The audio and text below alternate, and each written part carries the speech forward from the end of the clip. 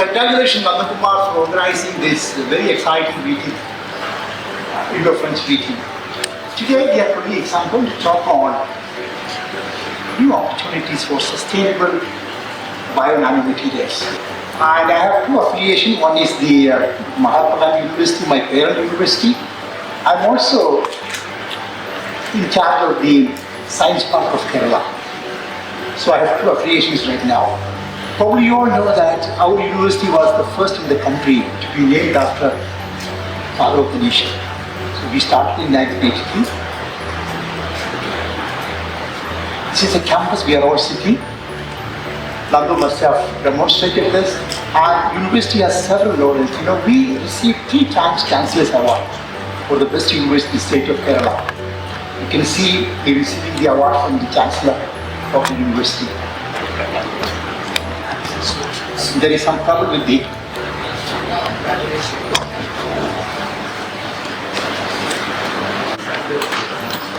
Thank you so much. This is the campus we are all sitting. University has several laurels. We have A++ in the ranking. NAR also have pretty good ranking. We are also internationally ranked. So just to show you some of the statistics of the university, we have a large number of colleges associated with this university. So we have 300,000 students we enroll every year. Dear friends, I'm also part of the Science Park of Kerala, Engineering, Science and Technology Research Park. The idea is to connect academy of the industry. That's the main idea of this park. We have 10 companies in the park in Toronto.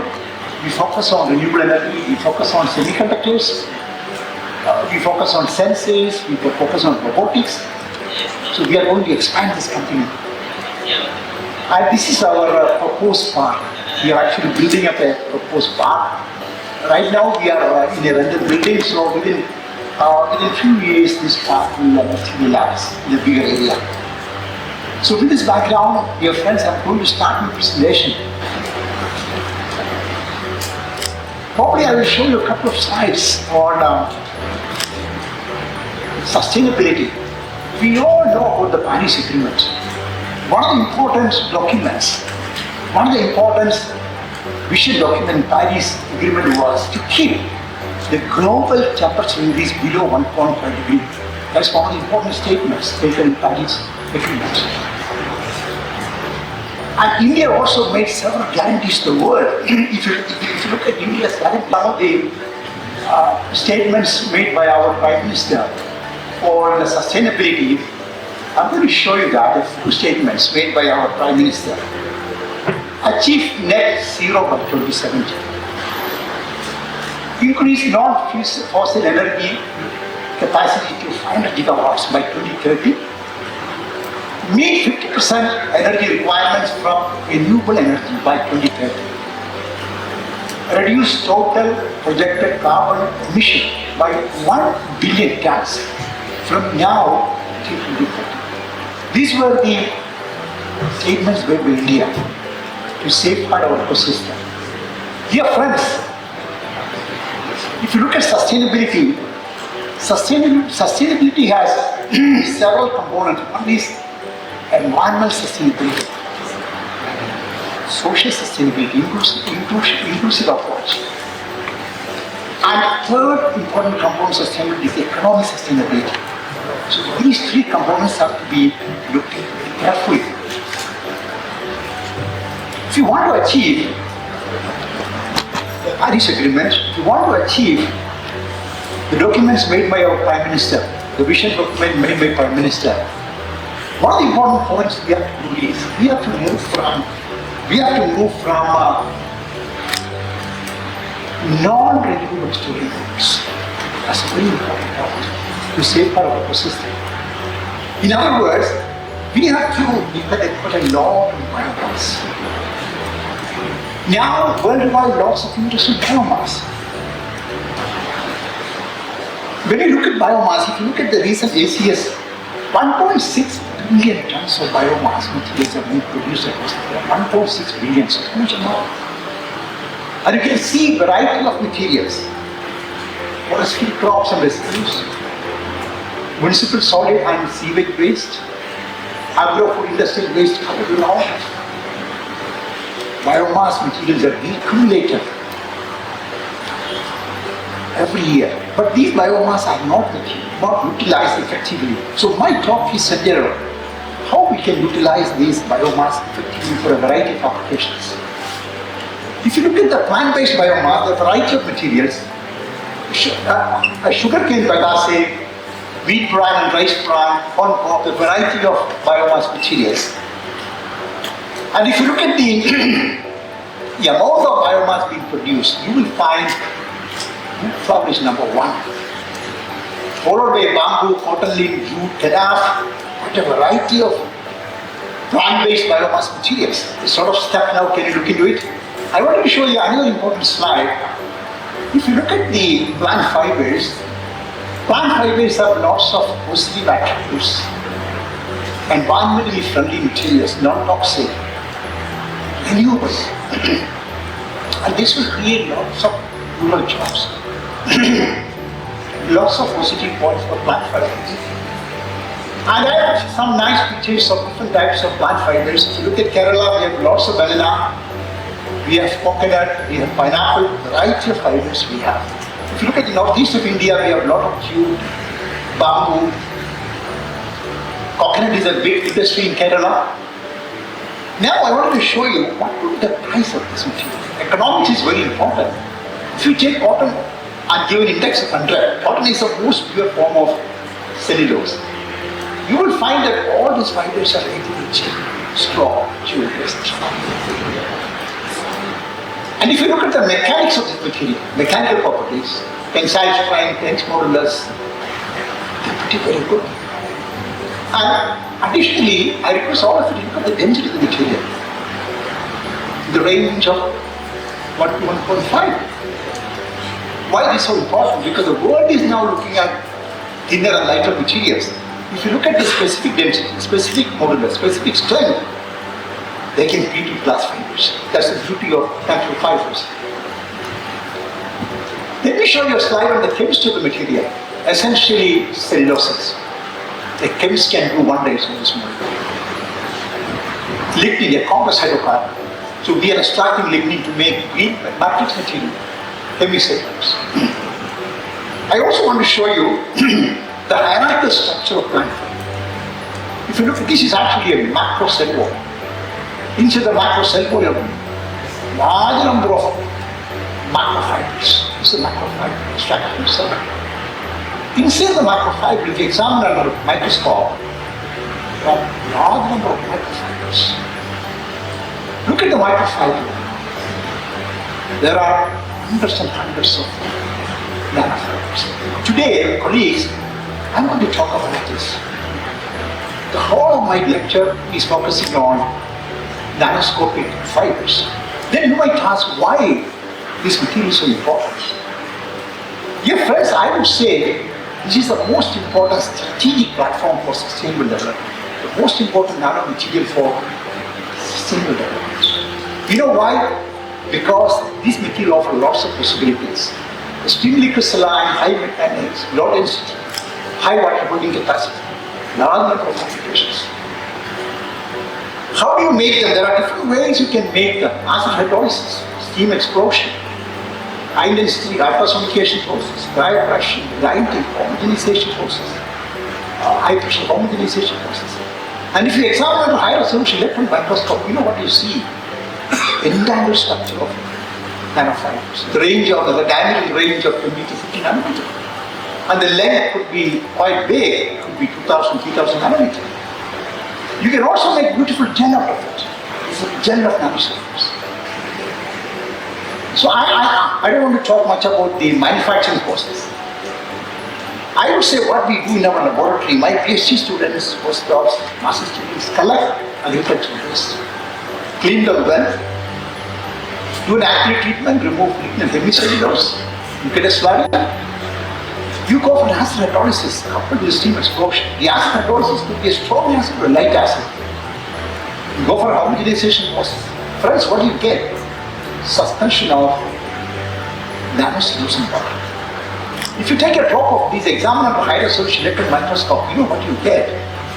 You get beautiful entangled structure nanocellulose. You can produce two types of things. One is the low nanofibers. The low nanofibers you can make. Look at this. It's long nanofibers. The length would be 1,000, 2,000 nanometers. You can also make short nanocrystals. Use a strong acid. You can kill all the amorphous part and you can have short nanocrystals. Length would be 100 nanometers. So you have the possibility to make long nanofibers and short nanocrystals. I will show you some of the nice samples we have made in our laboratory. You see my PhD student, he made nanocrystals from banana stem by steam explosion process. Nanocellulose made from UFA. Nanocellulose made from pineapple leaf fiber. Dear friends, we have extracted nanocellulose from all available sources in Kerala. And we optimized the morphology, structure, and properties of this material. And I also want to show you another important slide. For a chemist, you can do wonders on the surface of nanocellulose. You can do esterification reaction. You can do tempo-mediated oxidation process. You can do polymer grafting. You can introduce fluorescent layers. You can do catenation reaction. You can do cellulation reaction. Several reactions could be performed on the surface of nanocellulose. You might ask why. Intrinsically, nanocellulose is hydrophilic, so they hate hydrophobic structures. Therefore, very often we need chemical modification. Now, I'm going to show you a few examples from our own group and group elsewhere, what we have done using nanocellulose. One of the important things we focused was using nanocellulose to purify water. If you look at the commercial filters that we use for water purification, many commercial filters are a bilateral construction. The top is made of PVDF structure. Look at this is a bilateral construction. And the bottom is, it could be polyacrylamide trial. So what we did, my PhD student and I, we thought of working on the commercial filters to make them more efficient. So one of the studies we have done is, look at this. This is actually a company making textiles, and their coloring material they have used is crystal violet. And look at the effluent of this company. The water is contaminated with crystal violet. So one of the things we try to do is remove a crystal violet from water using nanocellulose. Look at a small chemistry on the surface. This is nanocellulose. Lots of hydroxyfluoride. We react with the melted acid. Why? To release CO minus group on the surface. To make it electronegative. So we introduce CO minus group on the surface. And I want to show you a very interesting slide. See, this is the standard filter being used by the company. Look at the crystal violet removal. You can read something like 1.5, 1.4 milligram per gram. If you simply coat with commercial nanocellulose dispersion, you see what you get. The red one. And the blue one is chemically modified nanocellulose. A lot of CO minus will be surface. We could get 4 milligram per gram. And you might ask why? Because when you do this sort of operation, this sort of coating, it could be spray coating, you can have electrostatic interaction. This is the modified nanocellulose with CO minus group. It's a crystal violet dye and aromatic dye. You can have specific interaction, electrostatic interaction between the dye and the nanocellulose. That is why you see all this nanocellulose, all this crystal violet molecules at the top of the top of the filter. Let me show you another example. Probably you all know that water is increasingly contaminated suspended water. It could be metal oxides, it could be different types of. So what we did is, my PhD student and I, we made a model system in the laboratory. We took pure water and then we dispersed iron oxide particles, ranging 50 to 100 nanometer size. So we made a model system in the laboratory. We never took a commercial sample. And if you look at the transparency of this material, this is completely opaque. It was a scattering of these nanoparticles. We filtered this through our filter, which is coated with the nanocellulose. Look at all these iron oxide particles were stuck on the clouds of this filter. And look at the filtrate, 100% transparent. So we have shown that you could remove suspended particle, but just by coating with commercial filter in nanocellulose. Now I wanted to show you another interesting example. Look at the heavy metal absorption. Heavy metal could be removed by nanocellulose. Chromium 6, very close to 95 milligram per gram. You can remove nickel, you can remove cadmium, you can remove lead. And probably you all know that our great-grandfathers used to utilize rice straw fiber. This is rice straw. The blue one is rice straw. You see, if you make a bunch of rice straw, bed of rice straw, it can remove close to 50% of heavy metals. But dear friends, if you go to micro length scale, you get 75% removal. And if you go to nano length scale, look at the efficiency separation. Lead you can close to 99% lead you can do. So message is, you can remove heavy metals quite easily. You can also remove bacteria and viruses. Bacteria and viruses are quite important because bacteria causes lots of trouble. Diarrhea, cholera, viruses also. We were suffering from virus contamination for 2-3 years. So if you want to remove bacteria, they are bigger in size, you just coat the commercial filter with the nanocellulose. The pore size becomes so small, the range of 50 nanometers, and you can catch all these bacteria, they are bigger in size, simply by such a solution. If you want to remove viruses, they are very small, they can get through the membrane, even if you coat it. So you react with them. When you do that, you produce massive amine on the surface of nanocellulose. You make the surface of nanocellulose electropositive. And if you do that, you see the logarithmic reduction of bacteria, more than 6, that is something remarkable.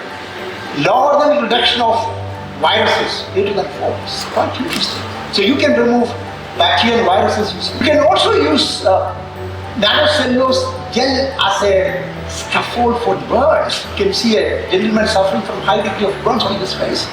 You can utilize nanocellulose gel for tissue regeneration. You know why this is so important? Because you look at the procedure of the material, extremely important. So tissue regeneration is quite rapid. Let me show you another interesting example. We had a very long India-Brazil cooperation. And my Brazilian counterpart was so brilliant, he's able to make medical grade PU. It's a synthetic chemist. He made a variety of PU, of medical grade, very pure form. But this PU, polyurethane, suffers from weak mechanics. The modulus is 37.5. So you cannot utilize for heart valve manufacturing because heart is always pumping, so it will not withstand. So we thought of introducing nanocellulose. If you put 5% of nanocellulose, look at 37.5 become 984. Quantum jump. Eventually, my Brazilian colleague made nanocellulose, polyurethane for city heart valve by introducing just 5% of nanocellulose in the PU. Now let me show you some examples where people have utilized nanocellulose as a wound healing platform. Look at the work of Sebastian Moritz. He made nanocellulose aerogel. He made use of pure nanocellulose, bacterial nanocellulose. Look at the aerogel is made and introduce antibiotic, and you can see the cumulative release of antibiotic. Professor Liu and colleagues from China, what they did, they made hybrid configuration of nanocellulose and collagen, nanocellulose fiber and collagen. And Professor Wu and colleagues extracted nanocellulose from wood fiber. He did not go for bacterial nanocellulose, but he purified it very well. You know what is made? He made porosity. And the porosity is something like 95%.